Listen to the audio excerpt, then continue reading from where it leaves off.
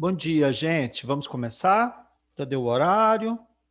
Vou esperar 30 segundos, d'accord?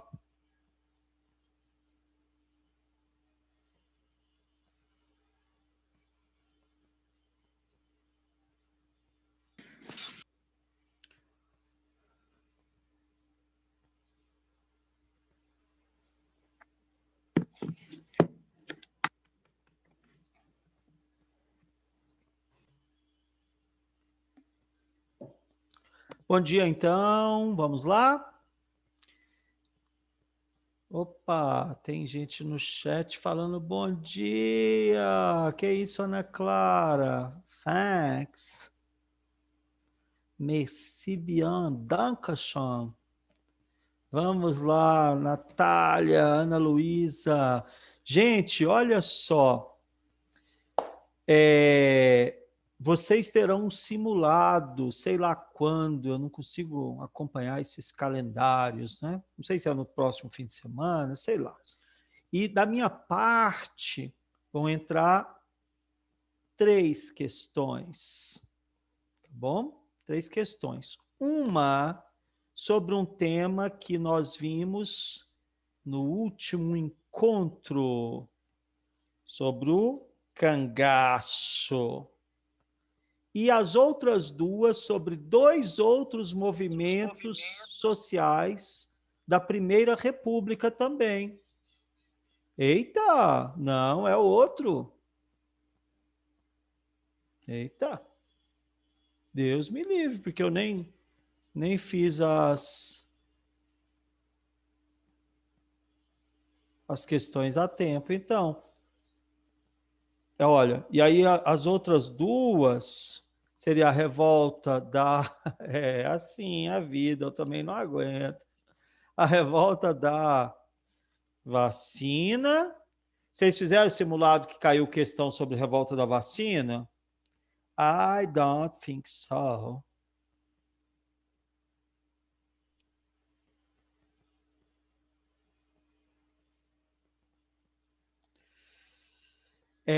Revolta da vacina e Canudos, tá bom? Que a gente vai ver hoje. Ah, exato, Natália. É isso então. Então, minha memória deu certo. Ah, escrevi só para... Então, foi terrorismo. Agora, gente, nós estamos vendo alguns movimentos sociais no Brasil. Pode ser, Maria Clara. A gente tem há pouco tempo, mas pode ser, né? Vocês acompanharam lá. Interessante, a Maria Clara sugeriu aqui, ela escreveu no privado, mas eu conto tudo, viu, Ana Clara? Só lembrar a questão das eleições nos Estados Unidos, né? As eleições lá ocorrem sem interrupção, não é? Nunca teve interrupção assim nesse processo, nunca teve golpe, né? Então, a cada 4 anos você tem eleições para o presidente daquela república, né?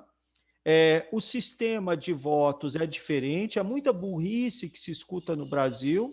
Ah, lá não é democracia porque o voto não é... Ai, ai, ai, ai, ai, ai, ai. Ça m'énerve, como diriam os franceses. Tá? Eles têm um arranjo que leva em conta a situação federativa deles. Tá? E a eleição tem aquele formato, é a regra do jogo, que é estabelecida antes. Né? Os caras entram para jogar sabendo qual é a regra. Tá? Ah, não sei quem teve mais votos e não foi eleito, é porque não é assim a conta. E eles sabem qual é a conta, sabem qual é a regra. Tá?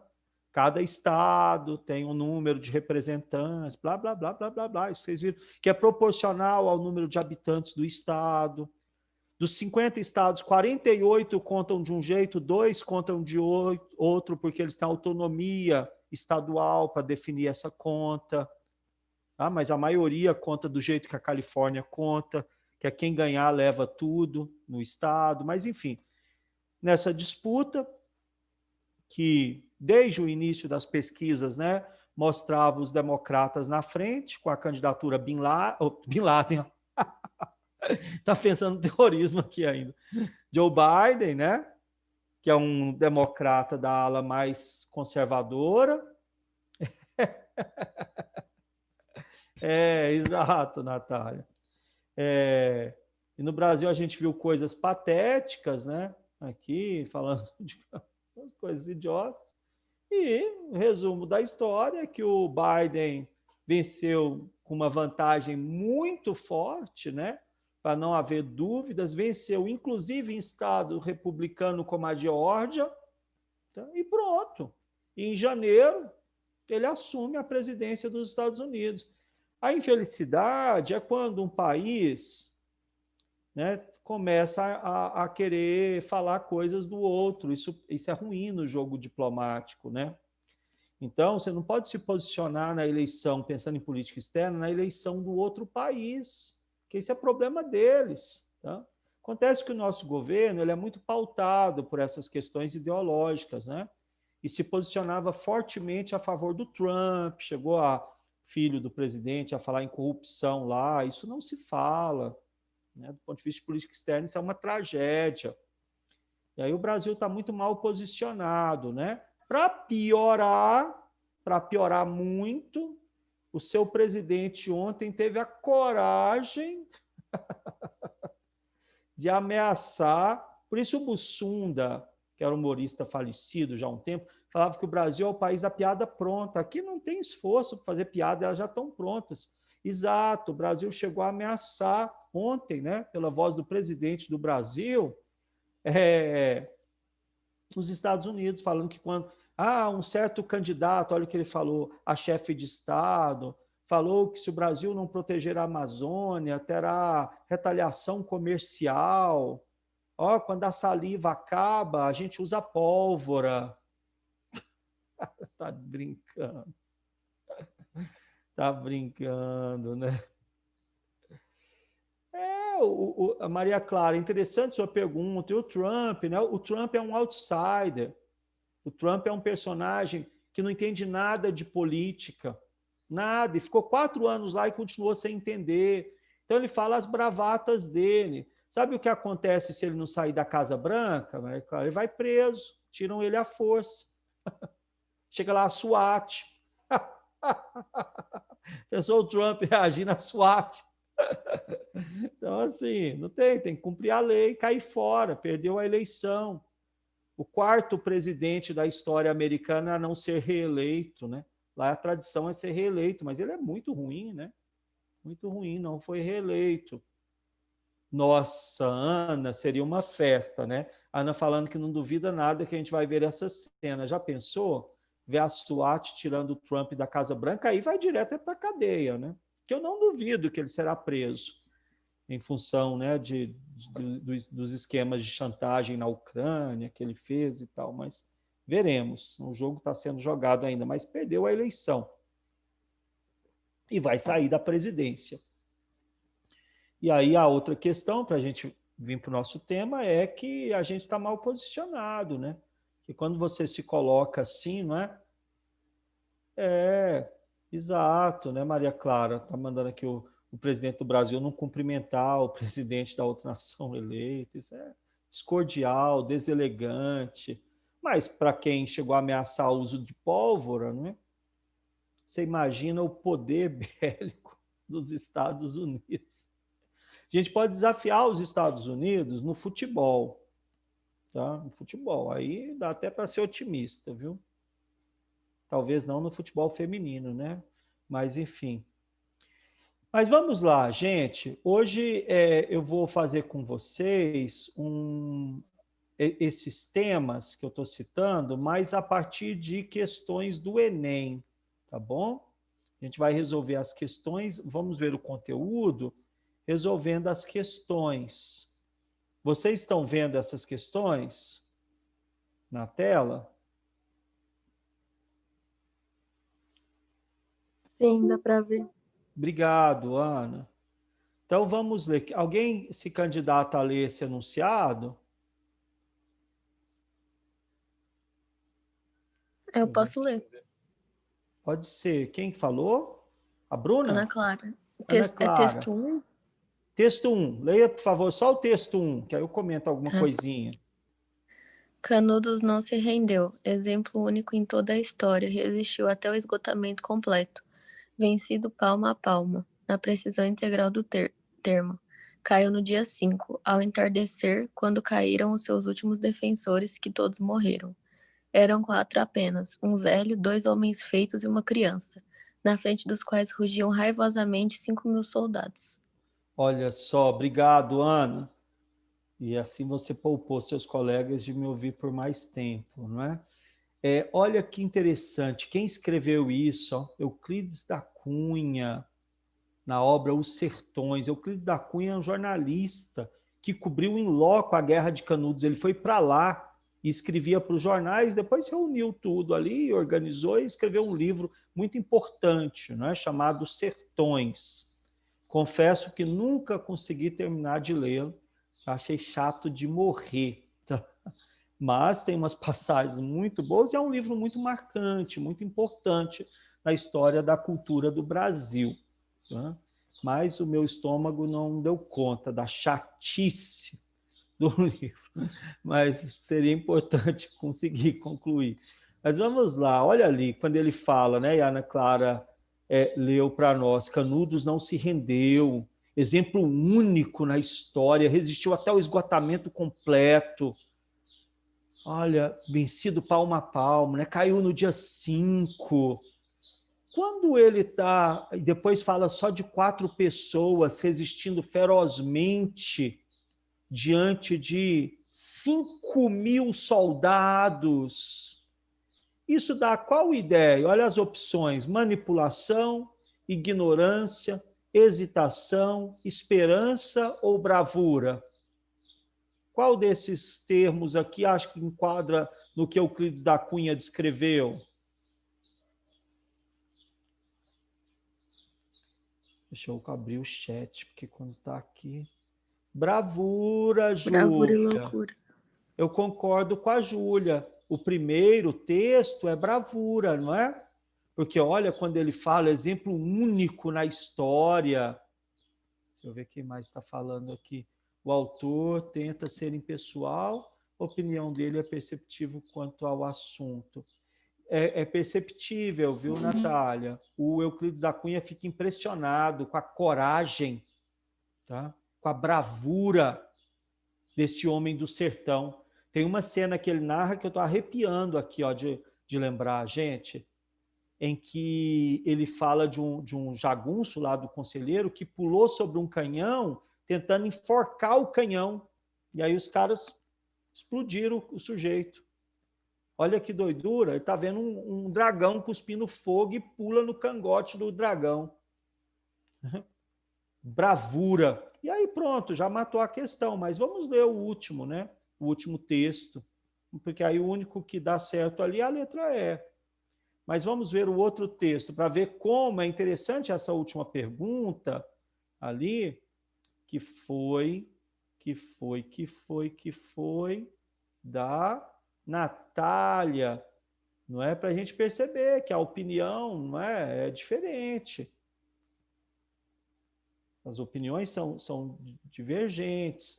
Olha, um outro autor que eu não conheço, não sei o que, Soares, o livro A Guerra de Canudos, de 1902, nunca vi esse livro, não conheço o autor. Mas olha o que ele está falando. Na trincheira, no centro do reduto, permaneciam 4 fanáticos. Olha, já mudou o tom, né? Enquanto o Euclides da Cunha está falando de bravura, de coragem, o outro está falando de fanático.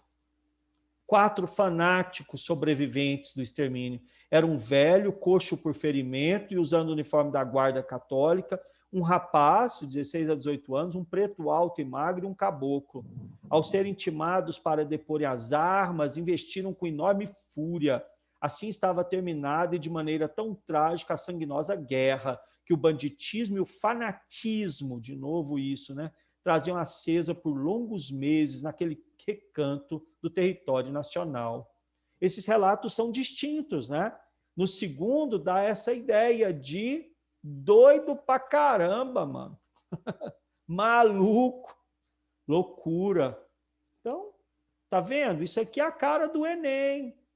Você lê ali o primeiro texto, dá qual ideia? De coragem, bravura. E o segundo? Doido da cabeça, loucura, fanático, doido, tá? Que é o que não falta no Brasil, né? Se eu fosse dar sugestão para vocês sobre profissão com ampla perspectiva de mercado, pode ter certeza, medicina, depois você faz a residência em psiquiatria. Você tem aí milhões e milhões de clientes em potencial, tá? Tô brincando, mas a coisa tá feia mesmo, né? Gente, Canudos, vamos pensar um pouquinho sobre Canudos? Aqui, rapidinho. Vamos lembrar, primeira coisa, onde ocorreu esse movimento? Quem vai responder? Vamos lá. Onde ocorreu? Em qual estado do Brasil?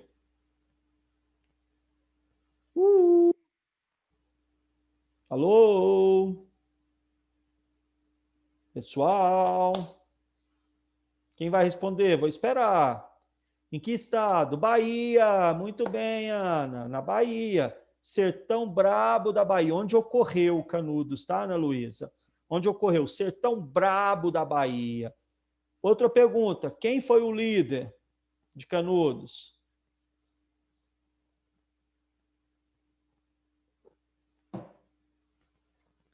Quem? Antônio Conselheiro, exato, Ana. Antônio Conselheiro. Gente, final do século XIX, tá? No início da República. O que aconteceu? O conselheiro... Gente, essas coisas que acontecem no Brasil. Vocês sabem aí pertinho de vocês, né? Perto de Anápolis, em Abadiânia, não tinha esse cara, o João de Deus? Tá, o movimento doido. Tinha gente de outros lugares do mundo que vinham aí, né? Mas no Brasil, né? Então, tanta gente, plá. Ora, você está em pleno século XXI. Imagina lá no final do século XIX. Então, o Antônio Conselheiro era um cara assim, que tinha fama de milagreiro, de curar as pessoas, ser capaz de ver o futuro, fazer profecias, então. E ele foi reunindo pessoas em torno dele. Por fim, ele se instalou no sertão brabo da Bahia, numa fazenda lá abandonada, sertão distante mesmo de tudo. E ele já tinha ganhado fama, as pessoas corriam e iam lá morar em torno dele. E aí foi se formando o Arraial de Canudos, que chegou a reunir 20 e poucas mil pessoas. Gente, final do século XIX, sertão da Bahia, 20 e poucas mil pessoas, era gente demais. Canudos se tornou a segunda maior cidade da Bahia, atrás só da capital, Salvador, rapidamente. E aí toda essa coisa do conselheiro, lá não podia ter consumo de bebida alcoólica, não podia ter prostituição, etc. Então, é essa coisa desse moralismo, né, de um catolicismo rústico e tal, e o cara com fama de milagreiro. Só que o Arraial de Canudos suscitou insatisfações, gerou insatisfações. Os fazendeiros, por exemplo, eles perdiam mão de obra, né? O cara está lá sendo oprimido, mal recebe salário, todo tipo de violência, ele vaza. Ué, mas ele vai viver onde? Vai viver em Canudos. Canudos é uma válvula de escape, né? É uma possibilidade que se coloca. Então, os fazendeiros não estão gostando disso. A Igreja Católica não está gostando. Por quê? Antônio Conselheiro era católico, mas ele não é da igreja que eu falo assim, ele não é clero, ele não é um bispo, um cardeal, ele não é nada, é só um católico. E passou a ter mais importância para os católicos do interior que é o Papa. Então, não estão gostando nada, a Igreja Católica não está gostando de Canudos. Tá? E ainda tem uma questão, o Antônio Conselheiro criticava muito a República recém-instaurada, porque a República é laica, né? O casamento antes era só na igreja. Com a República, o casamento vai ser no cartório. Você casou na igreja? Pode, só que não vale. Não vale para o Estado. Na Primeira República Brasileira. Hoje vale, tá? Mas no tempo que a gente chama de Primeira República, não tinha valor. Então, o conselheiro ainda critica a República. Então, está mexendo com muita gente. Bastou um incidente com uma cidade lá, a mais próxima cidade, não era tão próxima assim, mas a mais próxima, que é Juazeiro, da Bahia, tá? Tem Juazeiro no Ceará também. Juazeiro da Bahia,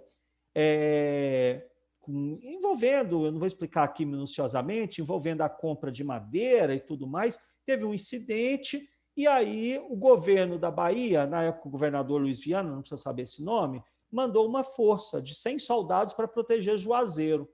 Só que esses soldados resolveram atacar Canudos e foram vencidos pelos homens de Conselheiro. Aí o governo da Bahia, ué, que negócio é esse? Mandou 600 homens lá para detonar com Canudos. Foram vencidos também.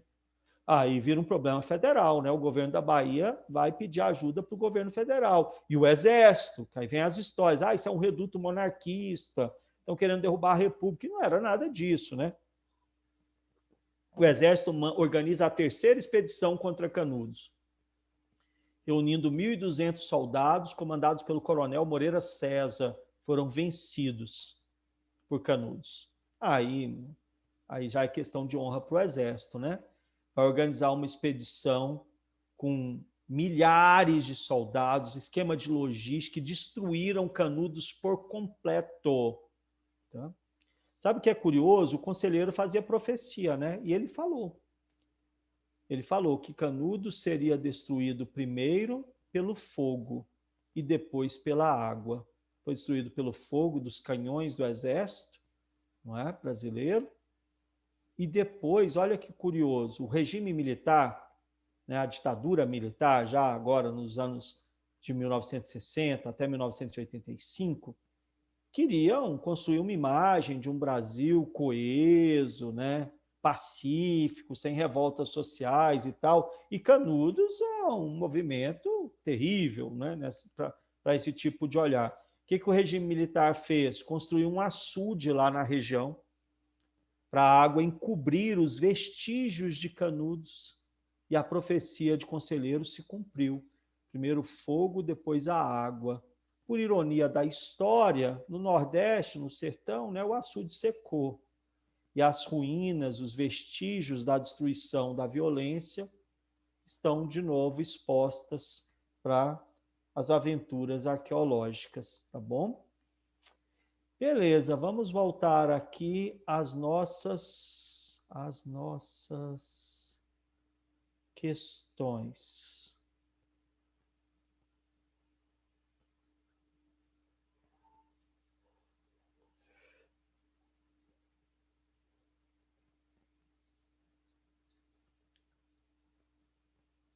Estão vendo aí a questão 2? Sim? Sim. Obrigado.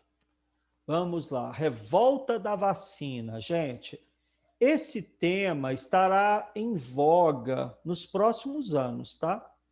Quando você estiver fazendo o Enem daqui 2 anos e 1 mês, mais ou menos, continuará em voga. Porque a gente está vivendo uma pandemia que a gente não sabe como vai se desenrolar. Vocês devem ter visto a mutação do coronavírus na Dinamarca, não é? As doninhas, lá a Dinamarca tem o maior rebanho de doninhas, são cerca de 17, 18 milhões de doninhas, os visions, né? que contraíram coronavírus. Nesse animal que eles criam para pegar a pele e fazer roupas, casacos, o vírus sofreu uma mutação e voltou para os humanos. Tem 214 casos já confirmados dessa cepa lá de coronavírus que eles estão chamando 5, Corona 5. Essa variação, né, do vírus é uma situação tão alucinante porque o corpo humano desenvolve pouca possibilidade de feitura de anticorpos, de desenvolver anticorpos. Então, toda a tecnologia que é conhecida no mundo sobre a produção de vacinas está vinculada a essa questão, né, de você induzir o corpo humano a reconhecer o vírus e produzir anticorpos. Nessa variação, o corpo humano não produz minimamente anticorpos, ela é muito mais letal. O governo da Dinamarca, porque não é Brasil, é Dinamarca, né, decidiu sacrificar toda a população de doninhas, os 17 ou 18 milhões de animais que eles têm, o rebanho desse bichinho, né, para tentar conter esse vírus, isolam, né, as pessoas que já foram identificadas. O problema é se esse contágio espalhar para o mundo. Aí, compadre, a gente não viu nada ainda. Então, a gente não sabe qual será o desdobramento. De qualquer maneira, mesmo que seja contido agora, né, com a Coronavac, com essa vacina chinesa, que é a primeira em São Paulo, já chega agora em novembro as primeiras doses, em dezembro chega em São Paulo mais 6 milhões, eu inclusive irei vacinar em São Paulo, né? Não vou esperar o governo federal resolver nada disso, que é contra a vacina chinesa, a China. O cara acha que a China é o Paraguai. Vamos lá. O fato é que é um tema em voga, né? Quando você vê o seu presidente da República falando que a vacina não vai ser obrigatória, no que depender dele, não será. Aí você pensa, lá no Rio de Janeiro, em 1904, Oswaldo Cruz, vacina obrigatória. Porque se as pessoas, um percentual alto, não vacinam, o vírus continua circulando. Aí você não consegue a imunidade de rebanho, não é?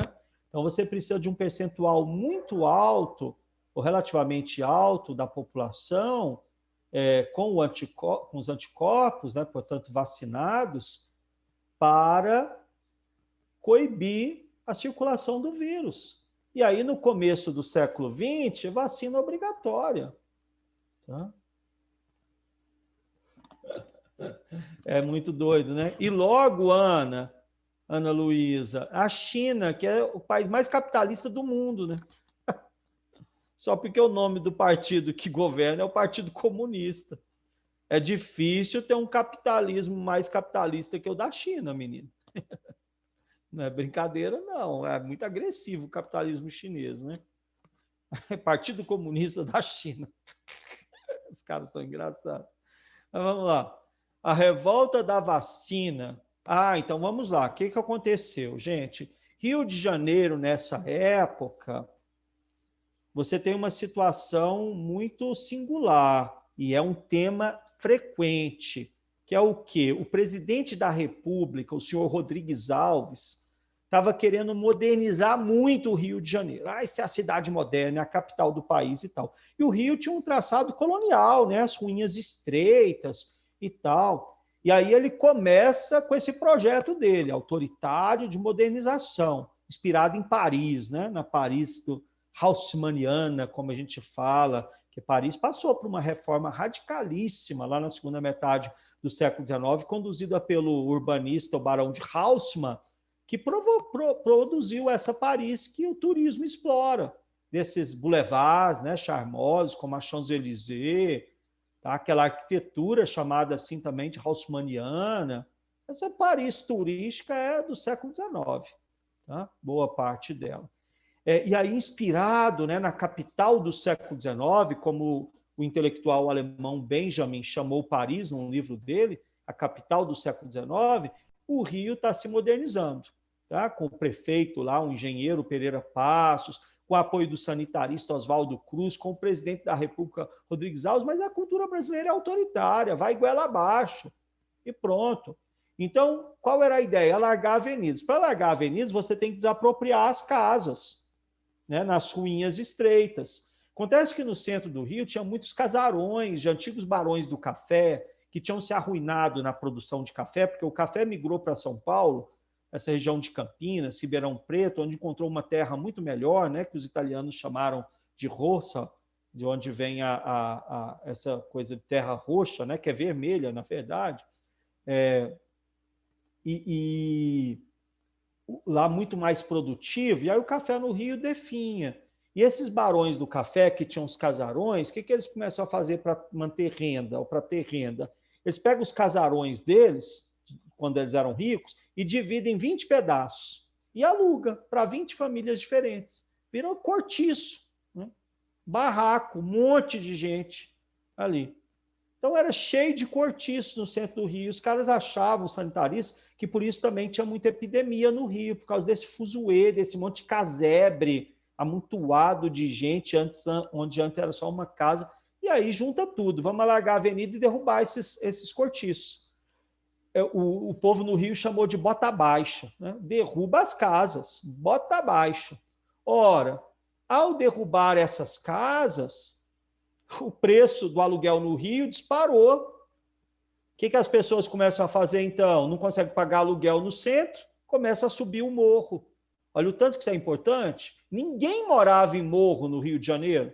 Ninguém humano, né? Tinha calango, formiga, até gafanhoto, alguns moravam. Mas os humanos não moravam no morro. Tá? Agora, começo do século XX, eles começam a subir o morro. Então, isso é a origem da favelização lá no Rio de Janeiro. Ninguém que está subindo o morro, fazendo um barraco de lata, está feliz. Ai, meu sonho era morar aqui no morro. Não é. Tá? Estão putos. Está todo mundo irritado. Essa parte, né, da população. Está muito irritado com o governo. Tá? E aí, nesse clima de carestia no Rio, de subir morro, de favelização, vem a lei da vacinação obrigatória. Aí tem o obscurantismo da cultura brasileira, que está aí em 2020, a pessoa fala que não vai tomar a vacina da China. Eu escutei uma vizinha minha aqui falar que os chineses querem, com essa vacina, pegar o DNA dela. Aí eu, puta que pariu. Desculpa a expressão, gente, mas não tem outra. Olha o nível de obscurantismo. Com a vacina, quer pegar o DNA dela. Você imagina, assim, que época sinistra, velho, que a gente está vivendo, né? Mas, dali em 1904, vem o boato de que uma pessoa que tomou a vacina morreu. Ué, os humanos morrem. Com certeza não morreu da vacina, né? Como agora você viu que o advento grave que teve na terceira etapa da pesquisa da Coronavac foi que a pessoa que tomou a vacina suicidou. Ela não suicidou porque tomou a vacina. Tem humanos que decidem, em algum momento da vida, fala, chega, não quero viver, ou está desesperado, perdeu a razão, se mata. Se mata. Eu tenho uma colega professora de literatura que a filha dela se matou há anos, tá? Pegou e jogou do prédio. Uma jovem, estudante universitária de filosofia. Não dá para fazer filosofia, né? Tem que fazer curso técnico, fazer pão, ficar pensando nesse negócio, tá doido? Acaba jogando do prédio. Mas, enfim. Então, rolou o boato de que a pessoa tinha tomado a vacina e tinha morrido. Pronto, foi o que bastou para pegar fogo, né? O povo endoidou. Não vamos vacinar, e uma revolta enlouquecida.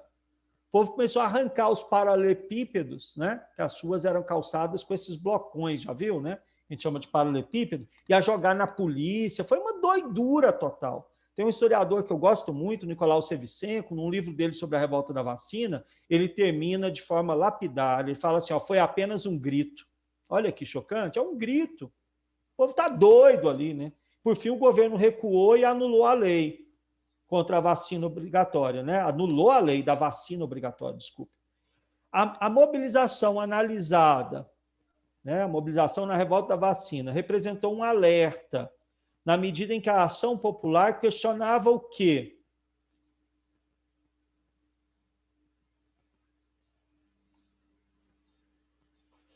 Olha, que é difícil, hein, gente? Eu estou lendo agora a questão. Alta dos preços, sim, mas quando vem a revolta, ela é pontual, né? Ela explode por causa da vacina. Liberdade de culto não tem nada a ver. As reformas urbanas, sim, também, porque gerou a favelização. Mas a revolta, ela explode com a vacina obrigatória, que na verdade, coloca aqui, ó, a letra D, para mim a letra D. O arbítrio governamental. Que é a ação, ou seja, discricionária, né, arbitrária, autoritária do governo, tanto para derrubar as casas, o que gera alta dos preços, quanto a reforma urbana, né, quanto a lei de vacinação obrigatória. Então, quando você põe tudo isso no saco, a letra que melhor representa é a arbitrariedade do Estado, que vai e chega com uma lei e vai vacinar no bumbum, compadre. Brasileiro até hoje não gosta de vacinar no bumbum. Pode perguntar a quem trabalha com enfermagem ou qualquer coisa que aplica vacina para você ver. Sobretudo os homens brasileiros. Ah, não, prefere tomar no olho que nas nádegas. Tá? Coisa curiosa. Talvez um estudo sobre o machismo explique isso, né? Acha que a China vai roubar as informações. Pois é, Natália, são muitas coisas, tá? Tem um pouco essa questão moral, porque a vacina contra a varíola era, sobretudo, aplicada nas nádegas.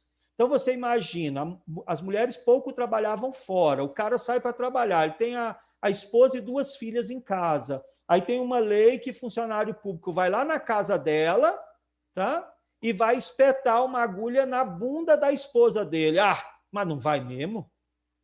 Tá? A China está querendo. Vai espetar no bumbum da filha dele, mas não vai. Não é a questão mais forte, né? Vem isso, tipo essas coisas obscuras. Não, essa vacina é que dá doença, estão querendo matar a gente. Não, não vou vacinar coisa nenhuma. E tem a coisa disso ter sido só a gota d'água, que as pessoas já estavam putas com a caristia no Rio, com ir morar no morro, com o preço dos aluguéis, né? Então, estão putos com as arbitrariedades do Estado governamental, letra D. Tá?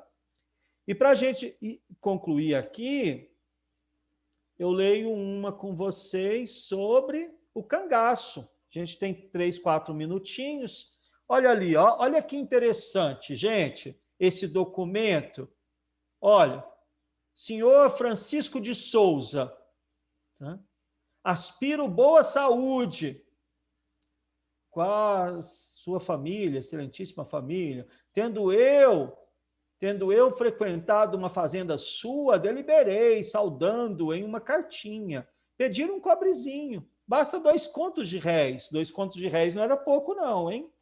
Eu reconheço que o senhor não se sacrifica com isto, e eu ficarei bem agradecido, e não terei razão de lhe odiar, nem também a gente de Virgulino terá essa razão.